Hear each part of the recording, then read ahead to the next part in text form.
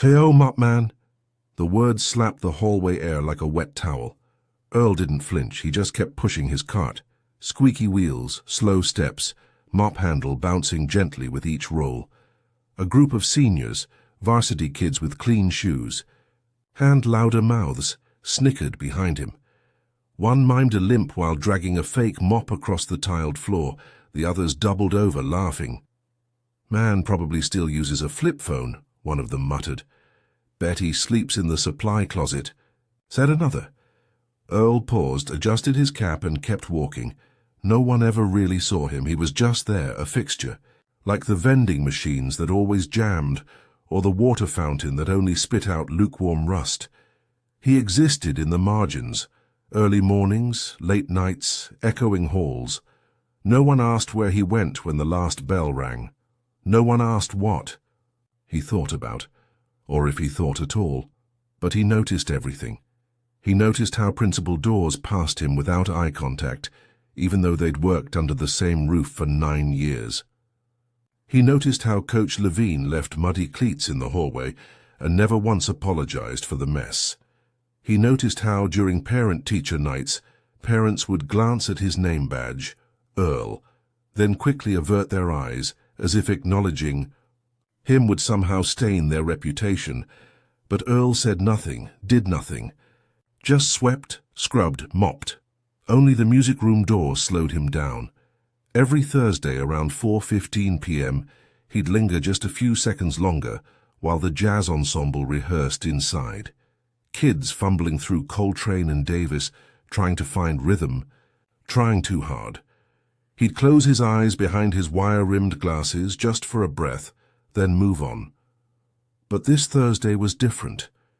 He reached the door, and it was open, wide. Inside, the piano bench was empty.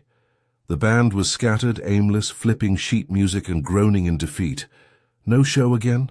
one of the trumpet players asked. "Mr. Laramie says Ty won't be back in time for the benefit," replied the flautist, tapping her stand with a pencil. A tall boy in a denim jacket sighed. "Great, so our headliner just dipped a week before the fundraiser. Perfect." They argued, voices rising and tumbling over each other, names thrown out, replacements debated. No solutions. Earl watched from the threshold, unnoticed. Then something strange happened. His fingers twitched.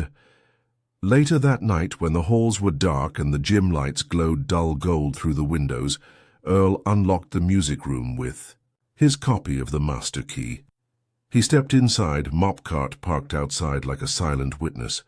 He sat on the bench, cracked leather. Familiar creak.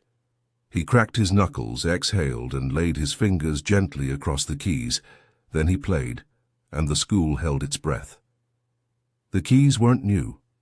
A few stuck slightly. One gave a faint rattle when pressed, as if remembering a fall from some forgotten move years back. But under Earl's hands, they wept and whispered like old friends reunited. He played a lullaby of loss, then a ballad of boldness. Then he slid into something darker, something that cracked open the silence of the school and filled it with ghosts. Smoke-stained lounges, Harlem basements, dim spotlights, and hands clapping. Not because they were told to, but because the soul demanded it. He didn't just play notes. He preached. And somewhere, on the floor above, a night janitor paused her. "Vacuum." In the parking lot, a math teacher, rolling her cart of tests to her car, stopped, cocked her head and whispered, "Who?" But Earl didn't notice. His eyes were closed, and for once the world wasn't watching him, but he was watching the world through the music, through memory. 30 years ago, his name had been on festival flyers, jazz magazines, liner notes of records that spun in candle-lit cafes and downtown dive bars alike. He'd toured Europe, shook hands with men who didn't speak English but understood him better than anyone he'd grown up with. Then came that night, the rain, the crash, the hospital, and the silence after. When the woman he loved slipped away under white sheets and the baby inside her never got to cry, Earl packed his last gig into a box, moved back to the States, took a job that asked nothing of his heart, just mops, keys, and a smile that said, "Don't worry, I'm just passing through." The next morning, posters for the school's annual Spring Lights Benefit Gala bloomed across the bulletin boards like flowers in plastic sleeves. Come support the arts. One night only. Live student music, dinner, raffle, surprise. Guest, the jazz ensemble buzzed with panic in the band room. Ty, their only soloist, was out for good. A shattered wrist during spring break ATV rides. A careless dare, a stupid hill. Now the biggest performance of the year, where donors, alumni, and local press would be watching, was about to be a disaster. Maybe we just drop the piano section. Someone offered. Can't, that's the centerpiece. Mr. Laramie, you play, right? Their teacher, balding and already graying at 41, shook his head. Not well enough, not for this. That's when Sarah, soft-voiced, observant, second-chair sax, tilted her head. Wait, did anyone else hear that music last night? The room froze. Music? Yeah, she said slowly. It wasn't a recording. I was coming back from practice and someone was playing in here. But when I looked in, no one was there. Spooky, a boy teased. But Sarah's face was serious. It was good, like scary good. They all glanced at each other, then at Mr. Laramie, then at the door, where right on cue Earl passed by with his mop bucket, humming softly under his breath. They didn't say anything to him that day, not directly, but the way they watched him changed. Where there had once been smirks and rolled eyes, now there were side glances and awkward silences. The same boys who'd mocked him in the hallway now looked up from their lockers just a second longer when he passed. A few didn't even laugh when their friend made another Mop Man joke. They just exchanged glances like they knew something wasn't adding up. Earl felt the shift. Noticed how Sarah lingered a beat longer as he swept outside the band room. She tilted her head at him once, opened her mouth to say something, then closed it. He just nodded and moved on, cart squeaking behind him like always. That evening, Mr. Laramie stayed late. He told himself it was to rescore the ensemble's backup piece, but he hadn't touched a pencil. He sat at his desk pretending to grade, tapping his pen nervously, while watching the clock like it owed him something. At 8:17 p.m., the music room lights flickered on.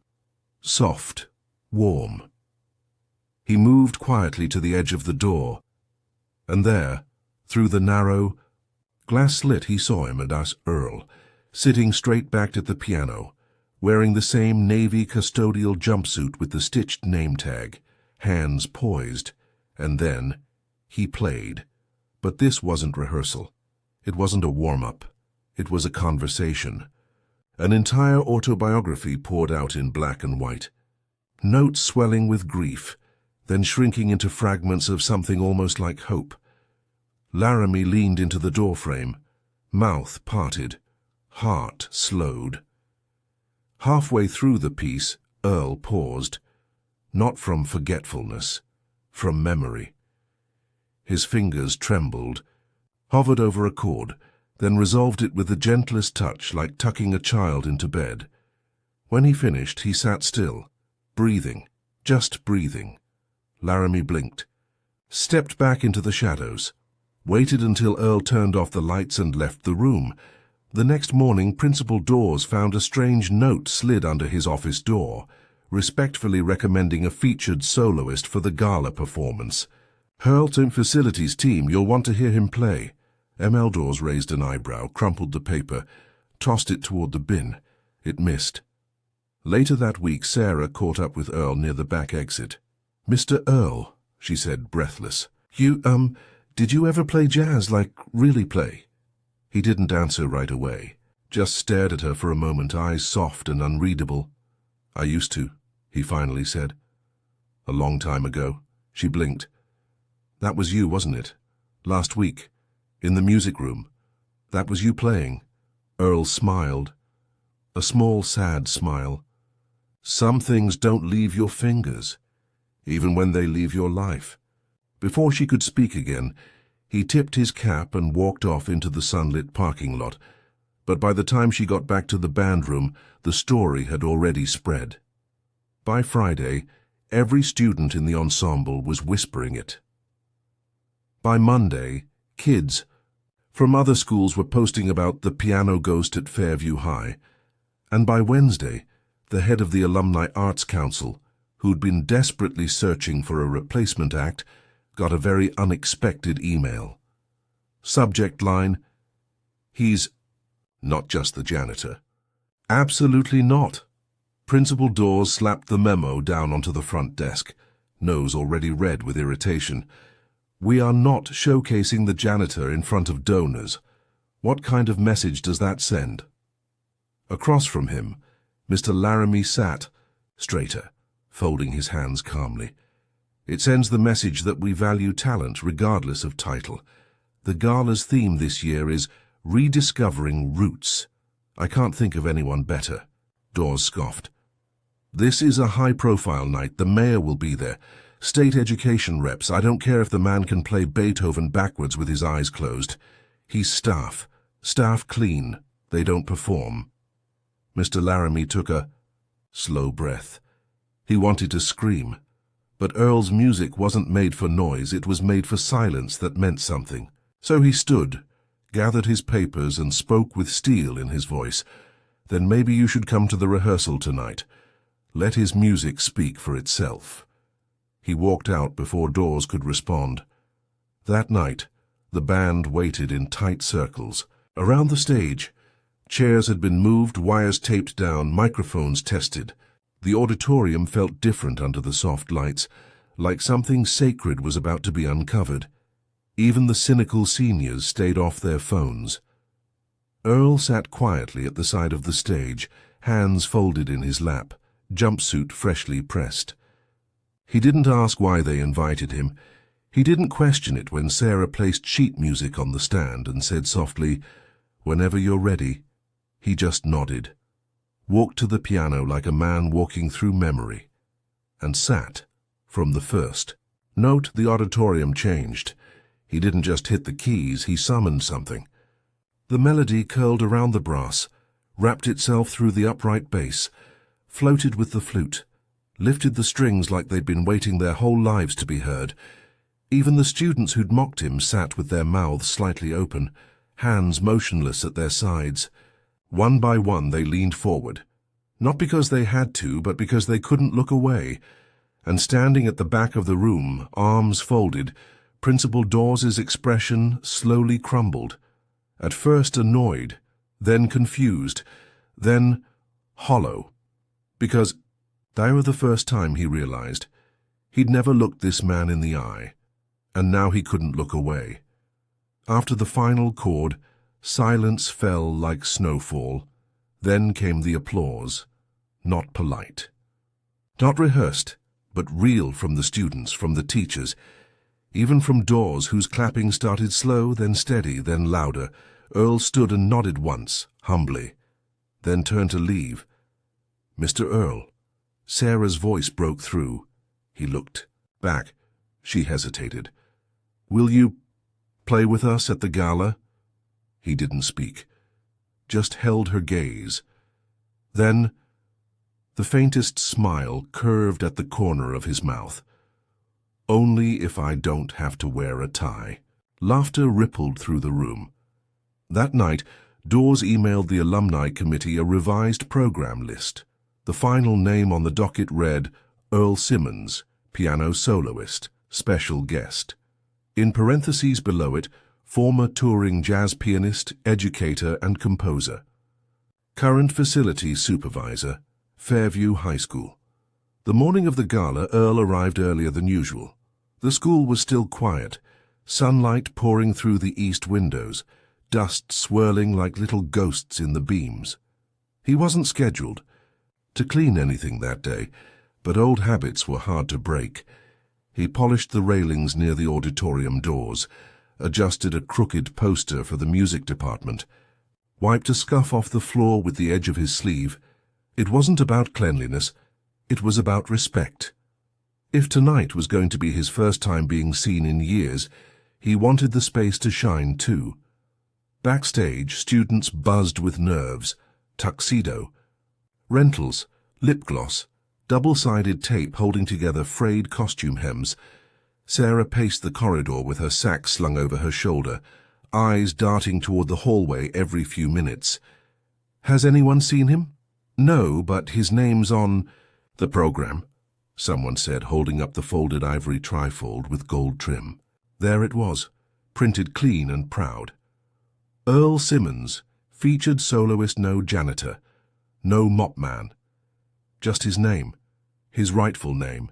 It spread through the student performers like wildfire. Even kids from the drama club and yearbook staff were whispering about it backstage. I heard he used to headline in Europe. Now, my uncle said he played with Miles Davis once. Yo, he's got a whole vinyl in my dad's collection. A few of the boys from earlier, the ones who used to mock him in the halls, stood near the lighting rig, looking more sheepish than swaggering. One of them, Jordan, twisted the bottom of his blazer. I never knew, he muttered. Sarah didn't say anything. She just kept looking down the hallway. Earl showed up 15 minutes before curtain, not in a tux, not in a suit, but a crisp black shirt, black slacks, and clean shoes that gleamed like polished obsidian. He carried nothing but a folded handkerchief in his pocket. When Sarah saw him, she smiled like relief itself. You made it, he nodded. Wouldn't miss it. Mr. Laramie stepped forward, hands clasped behind his back. You ready? Earl looked at him. Always was. The MC's voice boomed through the auditorium. Ladies and gentlemen, welcome to the 17th Annual Spring Lights Gala, where tonight we celebrate not just talent, but legacy, community, and rediscovery. Polite applause. The band took the stage one by one.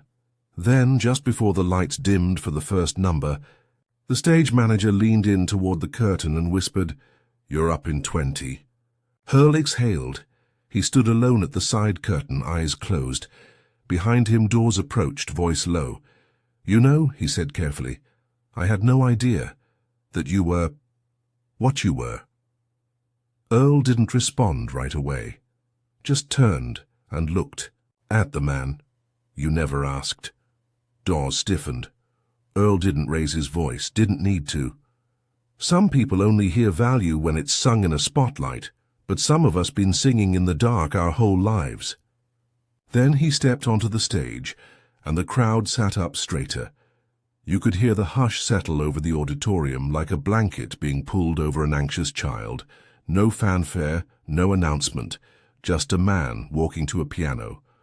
One step at a time, and, for the first time in the school's long overfunded history, the silence was sacred. Earl didn't bow. He didn't wave. He didn't glance at the crowd of pressed suits and shimmering necklaces, or the few surprised students scattered among them. He just sat, placed his handkerchief gently on the bench beside him, and placed his fingers on the keys.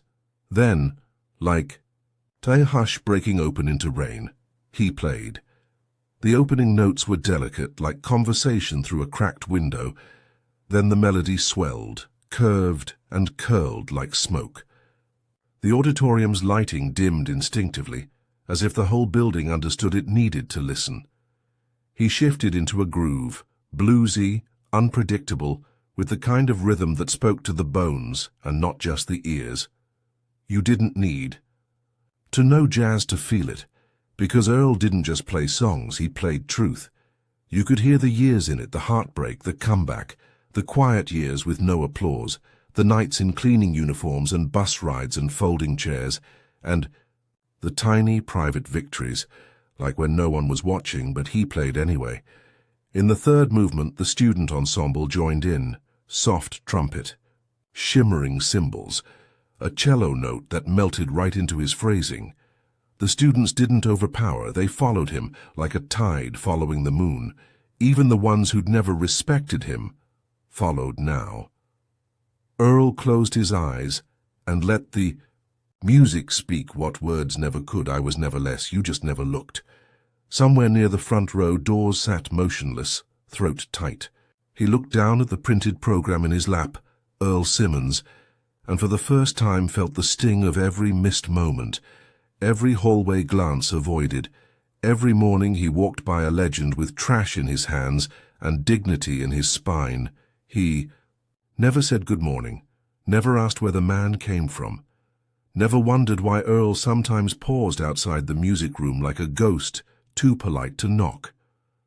When the final note fell, it didn't drop like punctuation.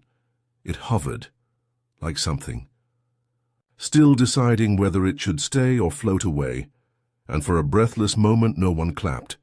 They just sat, eyes glistening, hands still, and then one clap, another.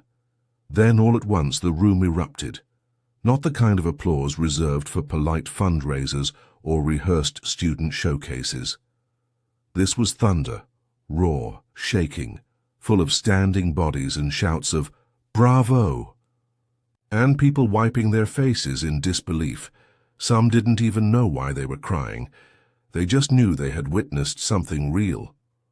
Earl stood, nodded once. Then he walked off stage as humbly as he came, past the students, past the stunned board members, past Dawes still frozen in his seat.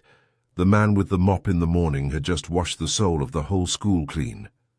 After the thunder faded, the rest of the gala stumbled on. There were awards, speeches, raffles, an art teacher who cried through a slideshow, a senior who forgot her lines, a board member who rambled through a 10-minute monologue about tradition and excellence, while everyone politely stared at their programs. But nothing matched the electricity that still buzzed in the walls from Earl's performance. Even when the final curtain dropped, people didn't head straight to the exits. They stayed in the aisles, in little knots of whispers and wide eyes, in line for punch and questions like, "Where did he learn that?" Or "Did you know?"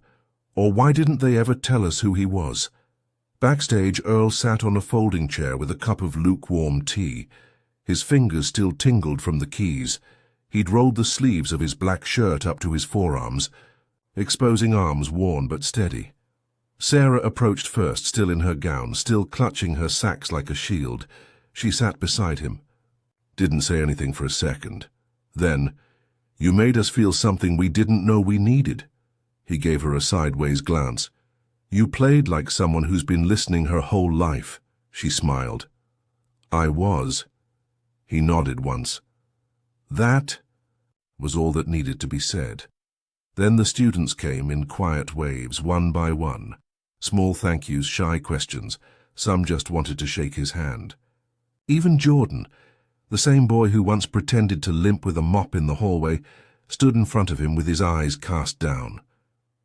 "I was wrong," he said quietly. Earl took a sip of tea, then looked at him. "You were young," he said. Jordan looked up. "That's no excuse." Earl nodded slowly. "No, it ain't. But it's a place to start." Later that night, the head of the Alumni Council, a silver-haired woman with sharp glasses and a gold watch, tracked him down in the hallway.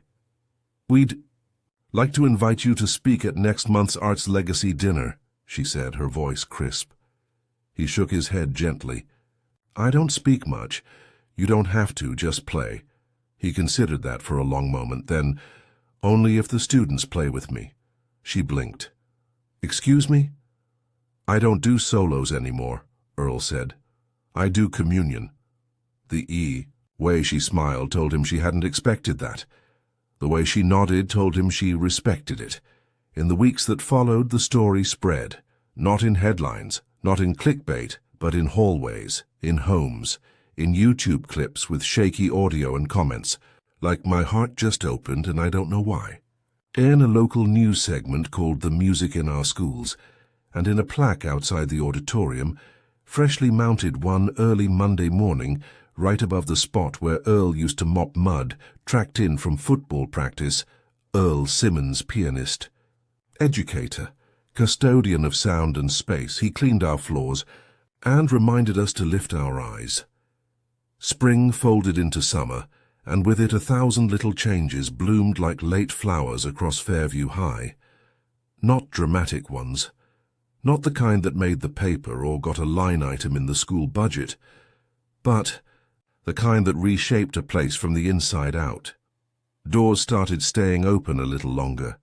Eyes met more often in the hallway. The students started holding the piano room like sacred ground, and Earl still arrived before sunrise, still polished the railings, still walked with the mop cart when he needed to. But now, when he walked into a room, students said, "Good morning, Mr. Simmons." Now his name was on the walls, not just his back. Now when he played, they listened with reverence, not surprise. The fall semester opened with a brand new elective, Jazz as Language. Mr. Laramie taught it on paper, but Earl was the soul of it.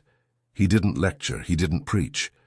He sat at the piano and let the students chase him through improvisation, asking questions with their instruments and answering through rhythm and breath. And every time they hesitated, he'd say the same thing. Don't be afraid to be heard. That's all music is, permission to exist out loud. One day, toward the end of October, Principal Dawes knocked on the music room door. He waited until the class cleared, until Earl had finished drying his hands, until the silence between them felt long enough to mean something. "I never said thank you," Dawes admitted, quiet. "For the gala, for what you gave us." Earl leaned against the piano, said nothing. "I didn't see you," Dawes added. "All those years, you were right." Earl finally met his eyes. "You saw what you were taught to see, but now you're learning. That matters more." Dawes nodded, and, for the first time, extended his hand. Earl looked at it, then shook it. No smile. Just truth. By the winter concert, the auditorium was packed wall to wall. Not because of flyers, not because of mandatory attendance, but because everyone wanted to be there. Earl wasn't on the program this time. He didn't need to be. But just before the final number, as the lights dimmed, Sarah stepped up to the mic. "There's someone we'd like to invite to join us tonight," she said, voice calm and steady. "He gave us more than music. He gave us memory, and we wanted to give him something back." From the wings, Earl paused, then walked on stage. No spotlight needed. The students parted for him like water. He sat at the piano, and this time, it wasn't just him playing, they all were. The final notes rose like a prayer and fell like peace. The audience stood, and somewhere in the back a boy who once mocked him whispered, "Damn, that man is music," and no one disagreed.